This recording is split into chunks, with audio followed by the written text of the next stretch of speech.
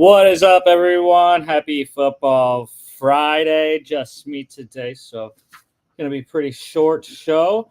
We got a bunch of UFL to NFL signings. We got an extension in the NFL, primo money there, and we will get to my grades for the Chiefs and Cowboys drafts at the end. So, starting off with UFL news, no expansion for the UFL in 2025.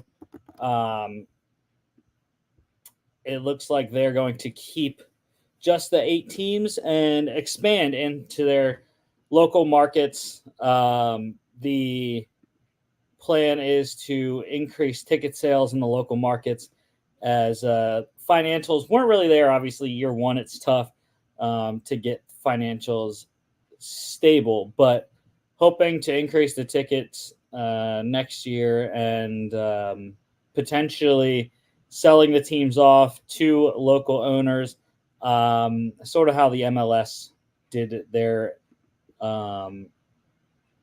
expansion and created their league.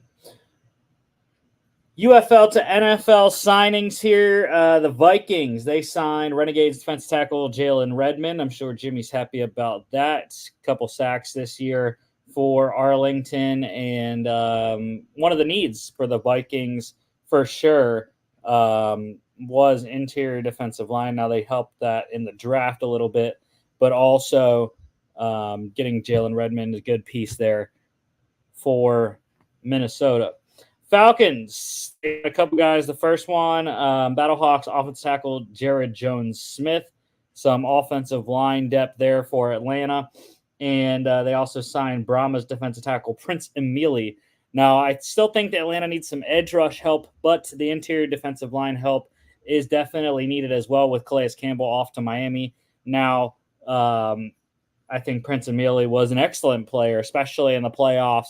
I know he was one of the 2 defensive impact players for San Antonio in both of their playoff games, and he had a sack against St. Louis in the XFL championship game. The Patriots, they signed defenders guard Liam Fornadell. Now, that was one of the big remaining needs for New England was interior offensive line. So it was good to get a guy that was all UFL this season. The Giants, they got a big boost at running back, signing Battlehawks running back Jacob Sailors. I talked about this when we heard of him working out with New York. I think he's got a real shot at this roster. Devin Singletary is going to be the starter. You have Tyrone Tracy, the rookie there as well. But Jacob Sailors was awesome for St. Louis, led the league in total touchdowns. And I think he has a really good shot in New York if he can if he can get the system down there. The Panthers, they signed Showboats wide receiver Dawood Davis, another all UFL player, excellent receiver, gonna add some leadership to that receiver room, and hopefully he can make the roster there. Cowboys, they signed a couple guys going back to the spring football well, just like they did with Brandon Aubrey last year and Kavontae Turpin. They signed Battlehawks linebacker Willie Harvey and defenders corner Gary and Conley. Now, both areas of need. The corner depth has been suspect in Dallas. The linebacker depth also, off-ball linebacker, has been a need ever since, especially with Micah Parsons moving full-time to edge, the off-ball linebacker, and the Leighton Vander Esch retirement as well. The off-ball linebacker position was a big need for Dallas. And Willie Harvey, excellent tackler this year for St. Louis. The Broncos, they signed Stallions edge rusher Dondre Tillman. That was another area of need, kind of matching up with the signing here. I liked a lot of the young guys that Denver has on the outside, Baron Browning and co. and Jonathan Cooper. But Dondre Tillman, pretty good season for the Stallions there. He's going to get a chance in Broncos camp. The Seahawks, they signed Stallions running back Ricky Person Jr. Not really sure where he's going to fit on that depth chart. They got a bunch of backs there in Seattle, so we'll see if Person can make any hay in Seahawks camp. And then finally, the Jets. They signed Brahma's guard Cole Laval, continuing to bolster that offensive line. Obviously, the tackles were the big area of need this offseason that they addressed. Now getting an experienced player in Laval to fill in some of the interior depth there. Couple workouts, hopefully turning into signings soon. The Michigan Panthers edge rusher Breland Speaks. He has been in discussions with the Titans and the Carolina Panthers, so hopefully Carolina can go from Panthers to Panthers. That would be great. They still do need some help on the edge with the Brian Burns trade earlier this year. The Stallions edge rusher Jonathan Garvin, he worked out for the Cowboys, as did Defenders edge rusher Derek Roberson. So I am kind of biased there. I think Derek Roberson is the better player. Both definitely deserve a shot this year in the NFL. But Roberson, 4.5 sacks, was an excellent pressure player for Greg Williams and that DC defense. So I really don't like that it's going to be with the Cowboys if that he's working out for. But, anything to get the shot in the NFL, as I'm looking forward to. So,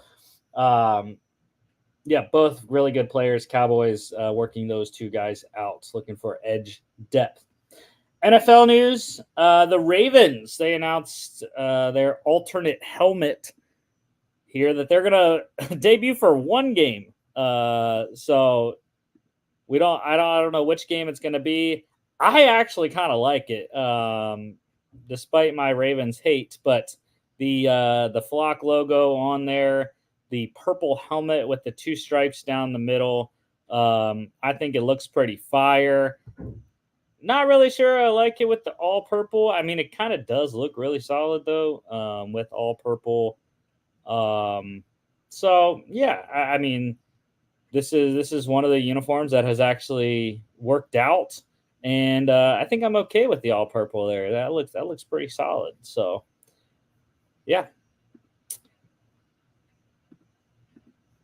The Broncos, they have made an interesting hire. They hired former Stanford head coach David Shaw as senior personnel executive, has wanted to return to the NFL for a while, ever since he resigned from Stanford. Him and Peyton go way back to their Eagles days when they were offensive assistants there in the 90s. And so he gets another shot in the league with his former friend Sean Payton there. Releases, the Steelers, they waived wide receiver Denzel Mims, former second-round pick of the Jets. He was on the practice squad all last year for Pittsburgh. Landed really quickly, signing with the Jags. They're looking for some wide receiver depth and competition in training camp. One extension to note, good money here coming to Patriots running back Ramondre Stevenson. They signed him to a 4-year, $36 million extension. $17 million fully guaranteed. Excellent deal for Ramondre. Knew this was coming for a little bit during minicamp, and now they finally get it done. He becomes, I believe, he's the 8th highest paid running back in the league now, so pretty good value for both sides. And it's $9 million AAV, APY, whatever you want to say, but the $8.5 million guaranteed for the first 2 years is pretty solid value, I would say, for a player that is looking to break the Patriots all-time rushing mark this year or in the next couple of years. UFL pick standings. Yes, Jimmy wins again. He lone wolfed the Birmingham Stallions in the UFL championship game. Alec finishing 2 games back. I finished 4 games back. I had a strong run week 10 and the playoffs, but nonetheless, Jimmy is your UFL pick standings champion. He told me to say he is the rookie of the year, the FAA rookie of the year. When his first year, he comes in, wins the NFL standings and the UFL standings. But we'll have to see about what we did with the college standings, Jimmy. I don't know what happened on those ones. All right, draft recap here. The Chiefs and the Cowboys, pretty solid teams. Obviously, late in the first round, playoff teams here. So the Chiefs, 28th overall, they went traded up to get wide receiver Xavier Worthy out of Texas. Second round, 63rd, offensive tackle Kingsley Suamataia from BYU. Fourth round, 2 picks, 131, tight end Jared Wiley from TCU. 133, defensive back Jaden Hicks from Washington State. Fifth round, 159, offensive lineman Hunter Norzad from Penn State. Sixth round, 211, defensive back Kamal Haddon from Tennessee. Seventh round, 248, offensive lineman CJ Hansen from Holy Cross. So the Chiefs, I was left with 2 needs for me, edge and off-ball linebacker. Now, edge, probably asking why edge. They just drafted George Karlaftis in the first round 2 years ago. They drafted Felix Anudike-Uzomah last year. And, edge, it still screams like they needed an upgrade. I'm not a big fan. They did sign Charles Omenihu in kind of the second wave of free agency. Mike Dana's a 2020 fifth rounder. But I just thought they needed an upgrade at the edge position. Those 4. They also have 23 fifth rounder BJ Thompson as well. I thought they could use an upgrade. George Karlaftis, to me anyways, hasn't really been great. Obviously, FAU last year, rookie season didn't play a ton or produce a ton, but Karlaftis really stepped up last year in his second season. So we'll see if Anudike-Uzomah can do the same this season. But I just thought they needed some help at the other side. Which obviously, like I said, they did get Charles Omenihu. Thought they needed a younger player there in the trenches. And off-ball linebacker, look, they lost Willie Gay in free agency. They signed Drew Tranquill. They have Nick Bolton, obviously, who's been very good for them. Leo Chenal, 22 third rounder. And then it's a lot of other guys. Like they needed big time to add depth. Cole Christensen, Cam Jones, Jack Cochran, Swayze Bozeman, Curtis Jacobs, LaQuay Washington. Just not any drafted guys outside of the starters there. So I don't know. They're going to ask a lot of these young guys to step up on special teams. I love my guy Curtis Jacobs from Penn State. Hopefully he gets a good opportunity, but I thought off-ball linebacker, they needed to draft some depth instead of adding undrafted free agents like they did. And plus, Drew Tranquill, he's okay, but, hasn't been great throughout his career. So I thought off-ball was a need that shouted to me. Obviously, wide receiver, they did well to get Xavier Worthy. Thought they might double down on that position. They have a lot of guys. Obviously, Rashee Rice had an excellent rookie year last year. They signed Hollywood Brown, but Rashee Rice has legal issues, potentially coming suspension. Sky Moore has been kind of disappointing in 2 seasons. Justin Watson always finds a way to contribute. Kadarius Toney was not great as a trade acquisition last year. Justin Ross has been hurt.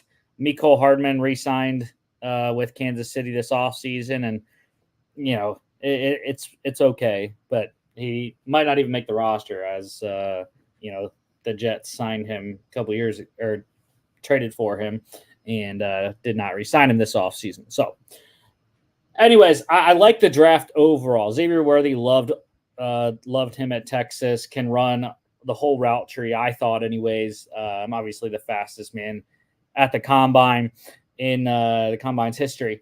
Kingsley Suamataia, tackle was a big need. Jawan Taylor's a penalty machine at right tackle. I am not sold on Wanye Morris at left tackle. I know he's a 23 third rounder coming into year 2 here, and they're expecting a lot out of him. I'm just not sure. I like Suamataia, big power mover. BYU can pass protect well. So that's going to be the battle at left tackle. But Jawan Taylor, I mean, he's horrendous at right tackle.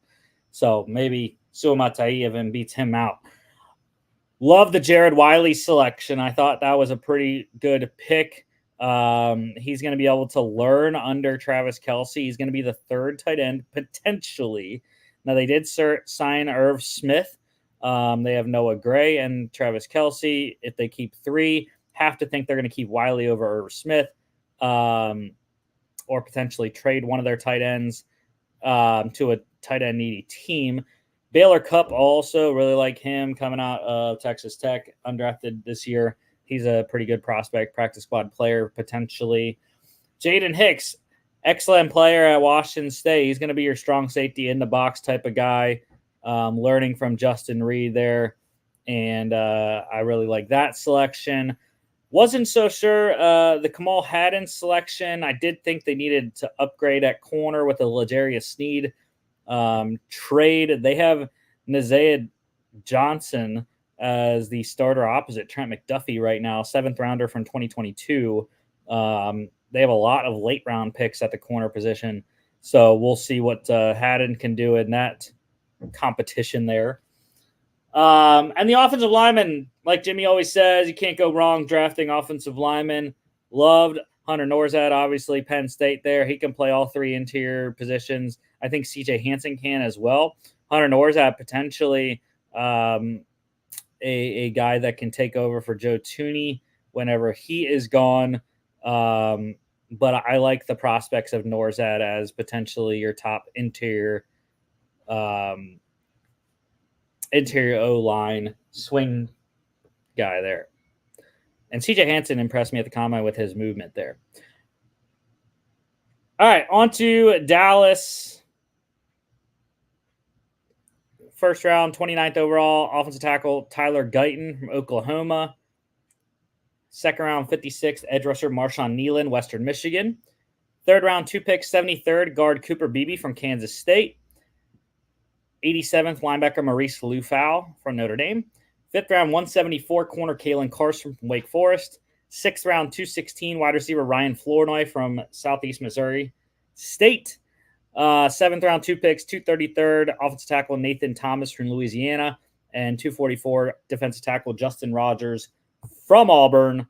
And got a couple big issues with Dallas's draft. 2 needs I was left off: center and running back. Center is really ridiculous that they did not get. They have Brock Hoffman as the starting center on our lads right now. I have no clue who that is. What's interesting is they have Cooper Beebe as the backup to him. I've never seen Cooper Beebe play center. I'm sure he's athletic enough to do it, smart enough to do it. I'm just saying I have never seen it. So I thought Cooper Beebe was a true day one starter at guard. And we'll see if he can play center because he's going to have to. He's going to have to win that position. I just do not see the Cowboys going into week 1 with Brock Hoffman as the starting center. So I think it's got to be Cooper Beebe there. The running back thing was ridiculous. There was tons of opportunities to draft running backs in their second round pick, their 2 third round picks. They could have gotten quality running backs. Bucky Irving went in the 4th round. So I have no clue why they didn't draft a running back. It was their biggest need for sure. I thought center and running back were their 2 biggest need, and they didn't draft either of them. So Ezekiel Elliott, Rico Dowdle, they signed Royce Freeman as well. They have Deuce Vaughn, his 6th rounder from last year. They got Snoop Connor, Malik Davis, Nathaniel Pete, undrafted free agent this year. Hunter Luepke is a fullback. It doesn't scream great. Zeke's been pretty washed. He played decently in New England the last couple of years, but I just don't think there's any impact players at the running back position there in Dallas. And I wouldn't be shocked if Royce Freeman leads the freaking Cowboys in rushing because he might be the best player right now in the running back room. So yeah, I don't like this running back room, and it was a big error for them to not go running back with any of their picks. They had a decent amount with 8 selections, 4 in the first 2 days there. So I thought it was a big one. Tyler Guyton, loved that selection. They needed a left tackle to keep Tyler Smith at guard.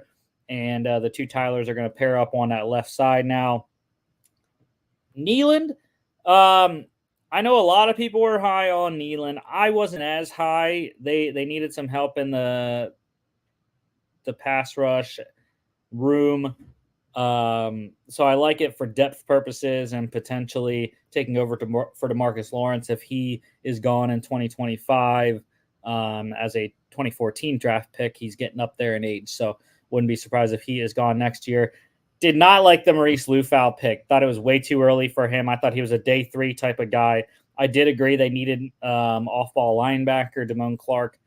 They signed Eric Hendricks as well, and love my guy DeMarvion Overshown, who's a former Texas Longhorn. They also have Damian Wilson, and obviously they signed Willie Harvey. Jason Johnson, a good one from UCF as an undrafted guy this year. So I thought it was way too high for Maurice Lufau. Thought there were definitely other linebackers that were better selections at that point in the draft. Really like the Kalen Carson selection. The corner room, the corner depth is still lacking, I would say, for Dallas. It's a lot of guys, but not a lot of quality, I would say, after the starting two, Trayvon Diggs and Deron Bland, Jordan Lewis as well. So I like that pick, Kalen Carson. Ryan Flournoy is a guy I think that can make some noise. After Brandon Cooks and CeeDee Lamb, there's a lot of reps up for grabs. They're expecting a lot from Jalen Tolbert coming up in year 3 for him as a 22 third rounder. They have Jalen Brooks, who was a 7th rounder last year. Obviously, Kevontae Turpin is their return guy. But there's really not a lot of competition for the top 6 spots. And I think Ryan Flournoy could be a guy that is potentially a sleeper in Dynasty this year. Nathan Thomas, again, you can't go wrong with drafting linemen. I liked that selection as well, going 2 tackles in this one, just kind of hedging your bets there as they signed Chuma Edoga in free agency to be kind of their swing tackle. They also have 22 5th-rounder Matt Willetsko.